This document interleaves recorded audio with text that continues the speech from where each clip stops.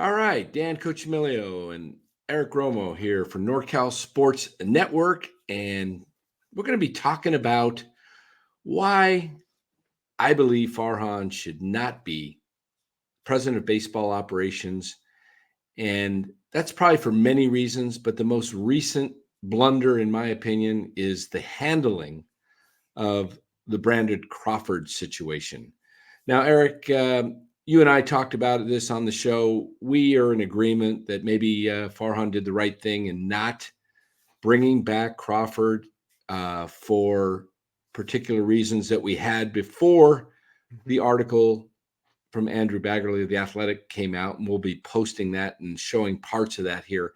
But I think it was, first we thought, before we had the facts, it's like, hey, it's probably best that Crawford doesn't come back. He's going to be maybe a distraction for the younger players hanging over their shoulders. If the players don't produce, maybe it might not be such a good thing because the fans will be clamoring for Crawford, and that puts a lot of undue pressure on the young guys, Luciano, Fitzgerald, Casey Schmidt, whoever might be there at shortstop. And then we got the news this week of Crawford coming out and saying basically he wasn't wanted by the one guy that mattered, and that was Farhan. And I want to get into that and discuss how everything went down and how I think it should have played out that could have prevented this controversy. So let's bring up the article here from Andrew Baggerly. Andrew Baggerly from The Athletic, and I want to touch base on this here. Let me just pull that up right here. And we'll make sure we link that in the description box when we. Yeah. Now, let's see. Did that pull up there? Yeah, you're showing the Twitter. Yeah. Or X. Okay. Whatever. Yeah. Let me just take a look and see if I've got the whole thing. Okay, I need to actually pull the whole article up instead of the. There we go. All right, so let me get that. Sorry about that. Pull that up here. And it is this one. There we go. All right.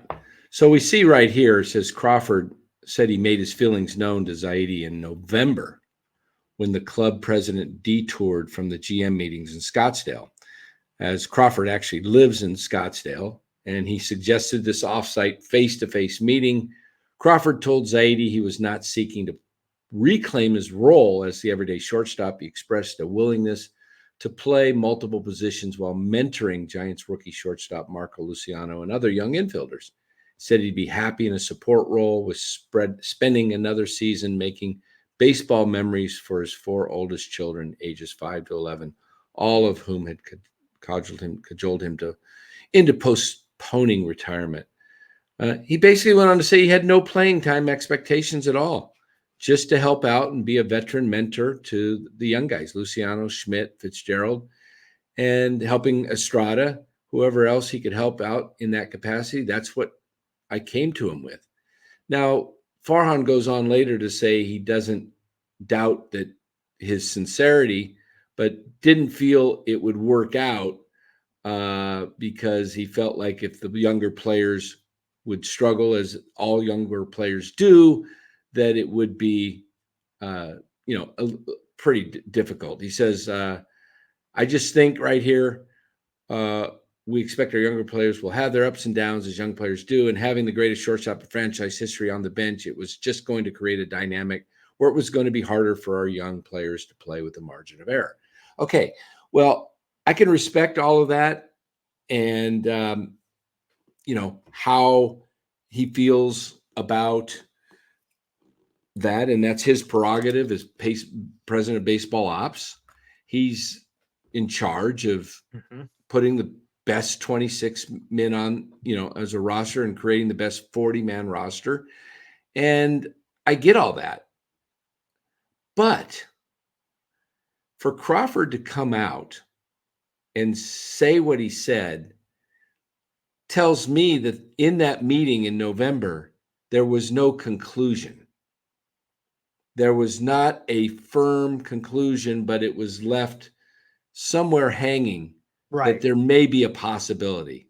And I thought what would be best is I'll play Farhan here and you play Brandon, Crawford, and we'll just role play this, and I'll tell you how I think it should have been handled and what could have prevented this if things were done properly. First of all, I'll do what I think happened in the first place, which is the wrong way to do it. And then the second way will be the way it should have been done. It's called being assertive. So let's go ahead and start it. You be Brandon. All right. So this is back in November of 2023, right? Correct. Yep. Yeah. So I'm guessing he called Farhan, said, "Hey, Farhan, I know you're down here for winter meetings. I'd like to meet you at an undisclosed location and talk about my role with the Giants." Absolutely. Here we go. I'm here. All right. So, Farhan, this is what I would like to do. This is what I'm proposing. You know, my everyday playing at shortstop it's coming to an end. I recognize that. I got some injuries. I know that I can't put forth an entire 162 game or, even a little bit of less. I can't do that. I know that I'm going to be a part-time player, but, I want to contribute to this organization. I came up with the Giants. I love the Giants, and I want to do whatever I can to help these young guys. Fitzgerald, Luciano, Casey Schmidt, and even Tyro. I think, I could be a valuable player on the bench to be able to help these guys. I understand I'm not here to get the playing time. I understand there could be some issues, where, maybe some kind of uncomfortableness, but, I'm willing to do whatever it takes. I just want to help the organization. Yeah. Well, Brandon, I hear you. I appreciate what you're saying, but I don't know. I'm not sure how that's gonna. I don't feel like that's. I don't really feel too good about what you're saying. I don't know. You sound a little tepid. You sound a little tepid. Yeah, a little tepid. So here's how I think it should have went. So Eric just explains as Brandon Crawford the way it should have went, and I think Farhan should have been just very direct. Brandon, I appreciate you wanting to meet today, and I appreciate your willingness to be a Giant. You've been a great Giant. Love what you've done for the organization, and you have been the ultimate pro. We'd love to have you back, but only in a role as a non-roster invitee. I can't promise you a major league contract or a position on the 40, because frankly, right now we're looking to really go in another direction.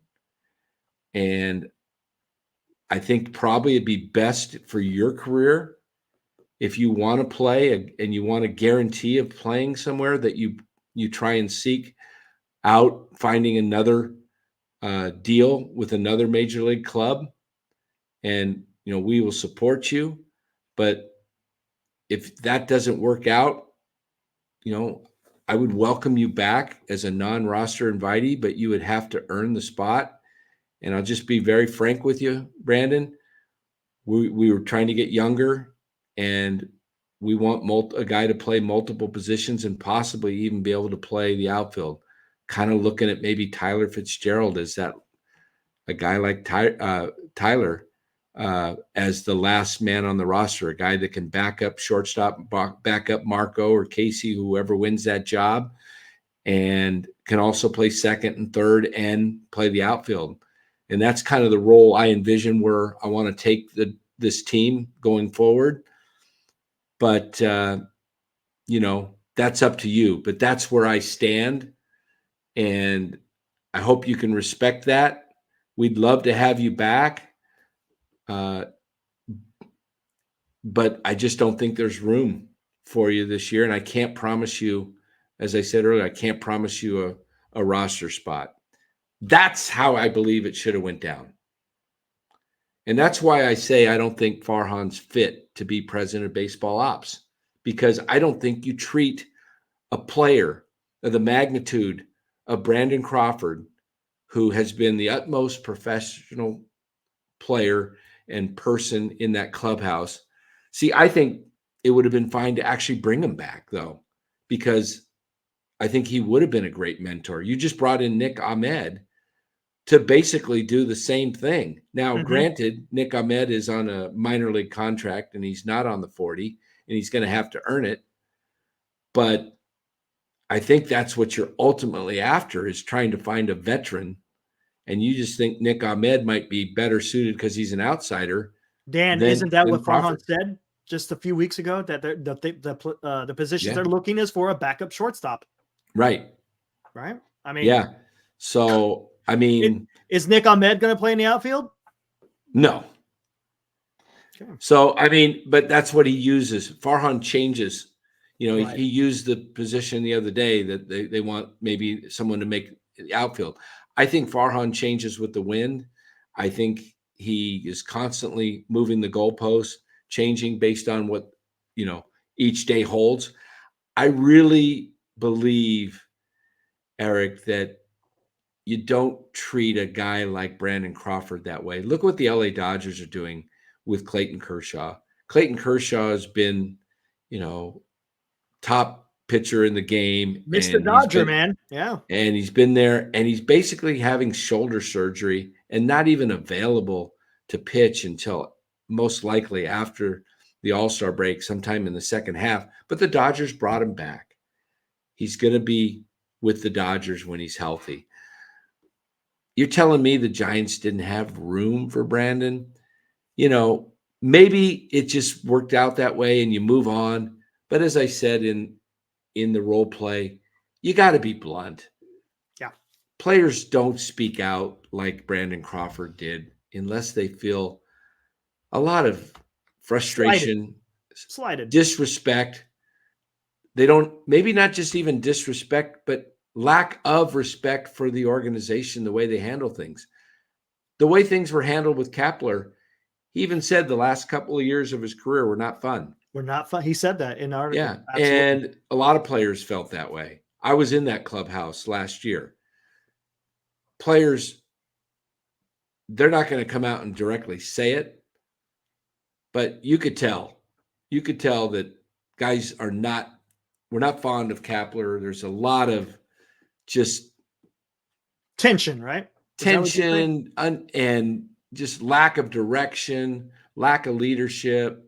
Guys left to just kind of don't really know what's going on. Well, Don't have, it kind of piggyback on it. There was a SF Gate article. I'm sorry, I can't remember who wrote it, but remember it was quoted saying that Kapler did not like face-to-face communication, even in the same room. He'd rather you text him, right, which is right. it just everything's kind of building up to show that there was definitely dysfunction. A lot of dysfunction. And when Posey left, it all fell apart. And I think Posey was the de facto leader of that team and that clubhouse. He held that team together. Absolutely. He held it together. And, as soon as Buster was gone, it all fell apart. Look at Buster didn't play in 2020, right? Mm-hmm. That was Kapler's first year. Correct. They didn't make the playoffs. But it was also a 60 game cheap season. But all they had to do was win one of their last 3 games at home against San Diego. They couldn't get it done. So that took place. 21, Buster comes back. Team just takes off, has an unbelievable year. Buster retires, 22 and 23. Nothing to remember there. It was pretty sad. And I just think that Farhan is not fit for this role. I think Farhan has a place in the game. I'm not saying he's not a baseball guy that doesn't bring value. I think his value really is behind the scenes. I think his value comes in what he does with the analytics department and mapping that and leading that. But as far as leading the day-to-day operations and making decisions and all of for the 40-man roster and who's here and who gets drafted here, what players get traded, I just don't think that he's the right guy. And he's definitely not the right guy to be the spokesperson of this team. When he speaks, I cringe. And I think everybody else cringes too. It's very difficult to hear him. And the fact that he's the lead face and voice of the San Francisco Giants, a historical franchise with 3 world championships in the last 15 seasons. I mean, it's just really hard to swallow. And so the way he handles things, his lack of assertiveness in just dealing directly with things, everything is wishy-washy.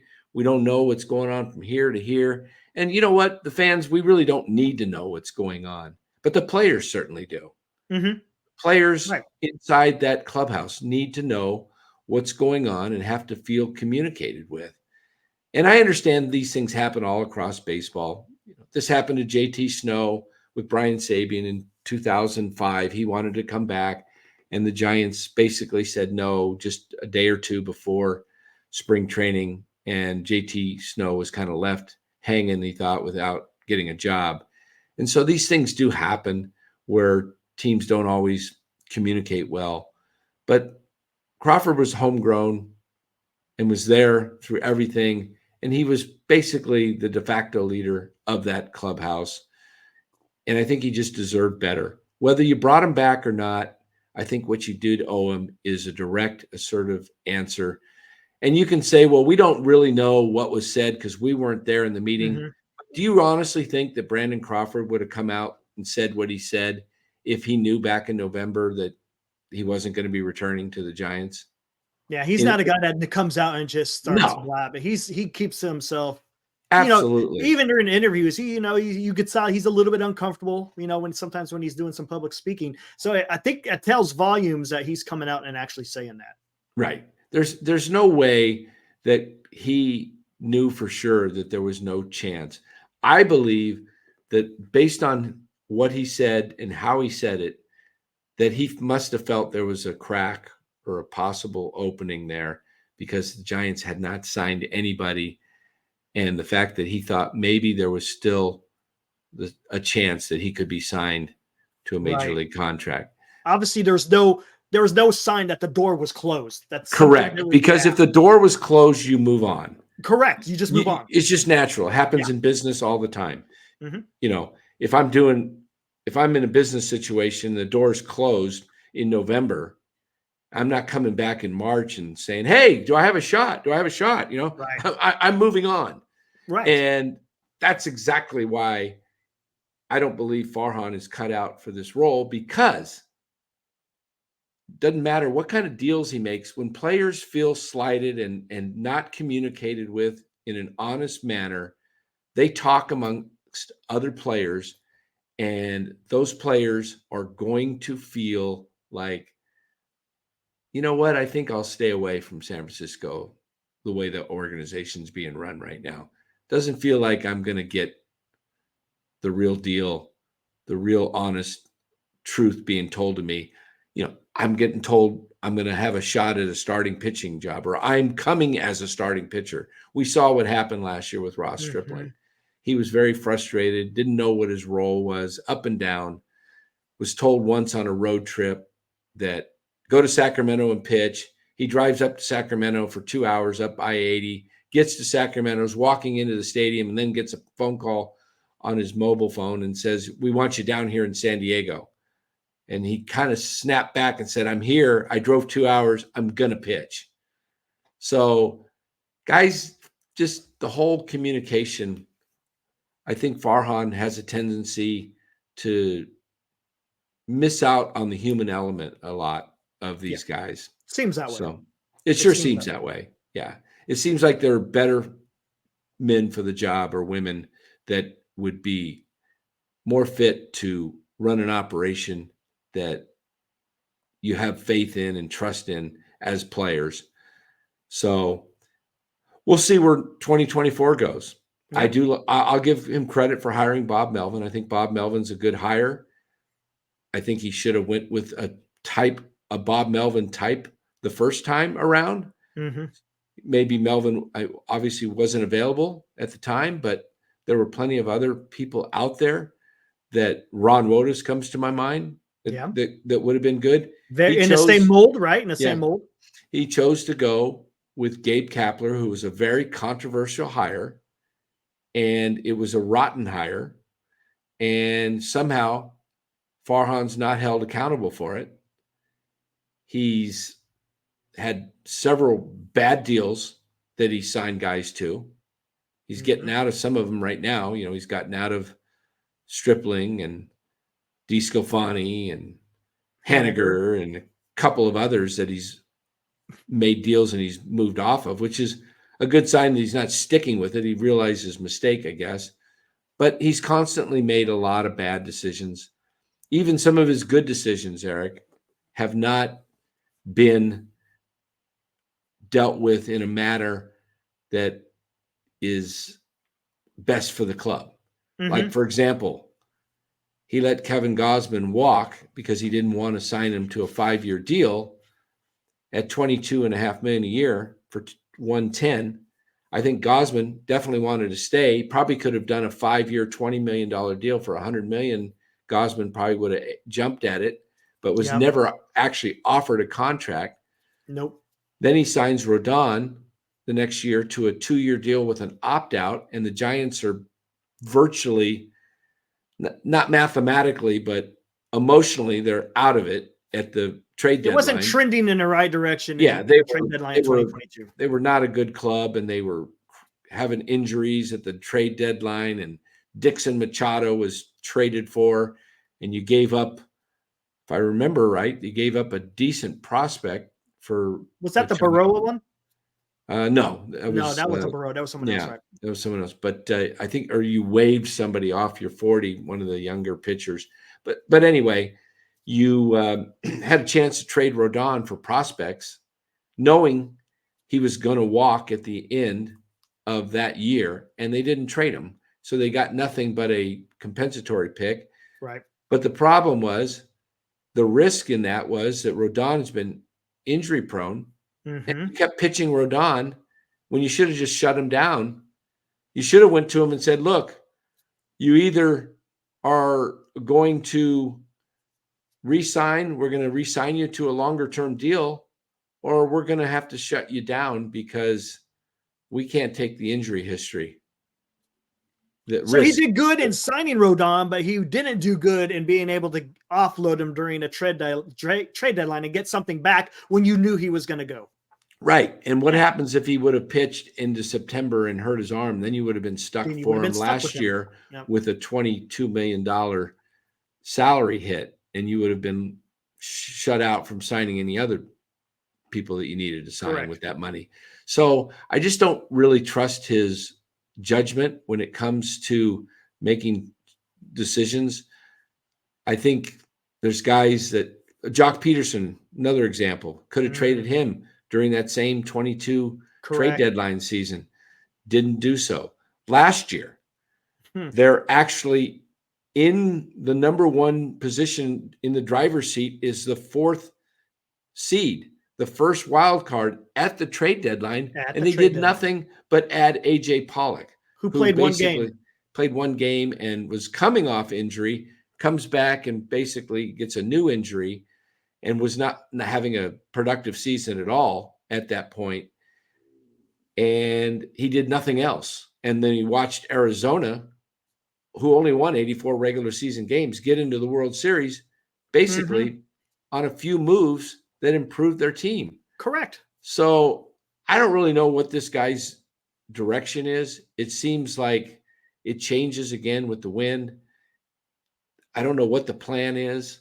Is the plan to go youth movement, or is the plan to go all veterans, or a mix?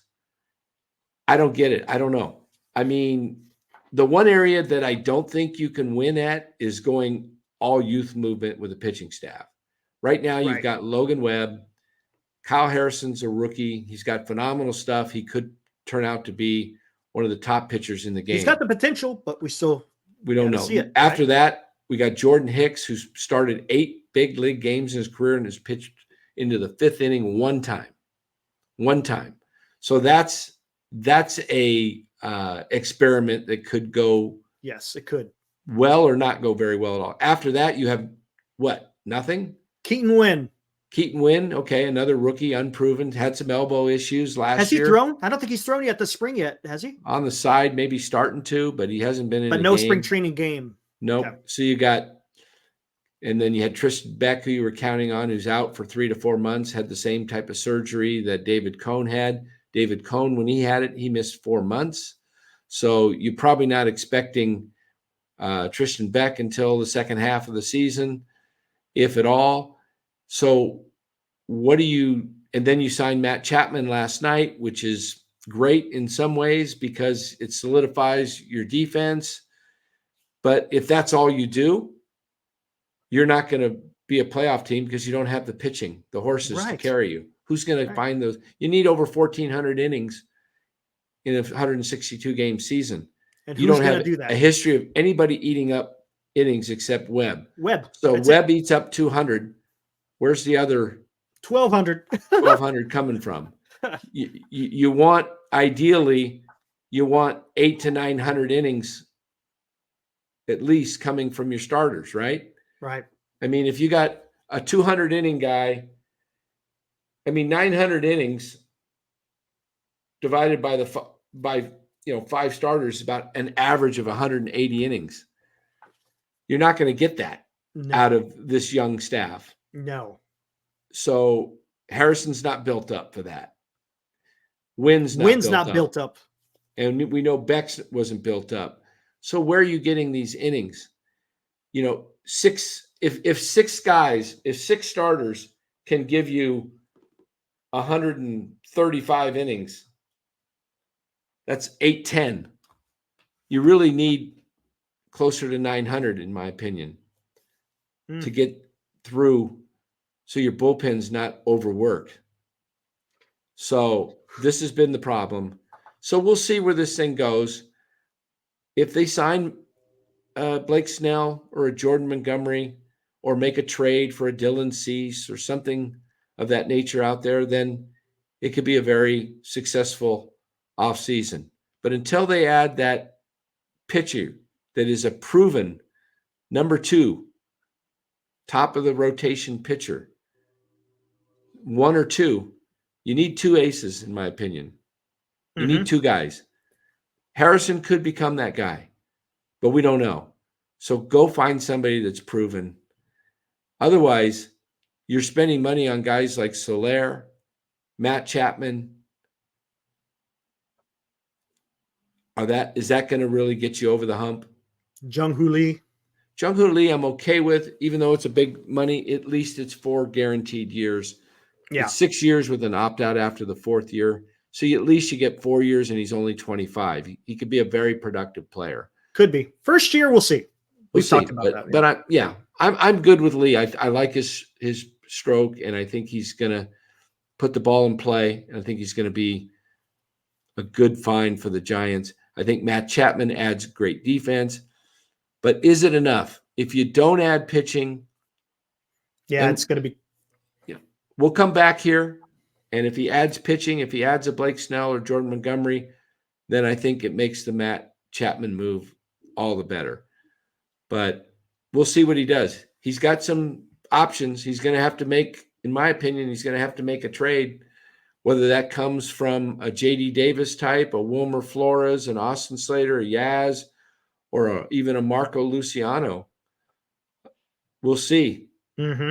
I think Luciano, it's hard to say what he could do. It's hard. A guy with that much raw talent, if he comes through and produces, could be a real find for several years. He's only 21, 22 years old. It could be a great player for the Giants, a guy that can definitely hit the ball and hit it hard.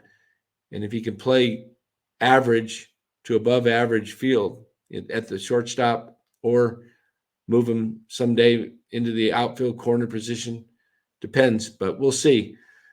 But that should cover it for today. Wanted to just do this video on Farhan and why I don't think he will be the guy that gets the Giants over the top. I hope I'm wrong. Hopefully they figure it out and He makes deals that makes this team competitive for years to come and builds up the farm. But this is year 6. And to me, it's a make or break year for Farhan Zaidi and the San Francisco Giants. If he doesn't get them into the playoffs, and especially if they fall below 500, the Giants must make a move and find a new POBO for 2025 and beyond. For NorCal Sports Network, this is Dan Cucimillo, Eric Romo. Make sure you guys leave a comment below. Let us know what you think. Appreciate it. Let us know what you think in the comment section. Subscribe. Join us Monday through Friday. We're here from 8:30 p.m. Pacific time till who knows wins. And we'll also be here after every Giants regular season ball game with the post-game show right here on NorCal Sports Network. Thanks for watching, guys. See ya.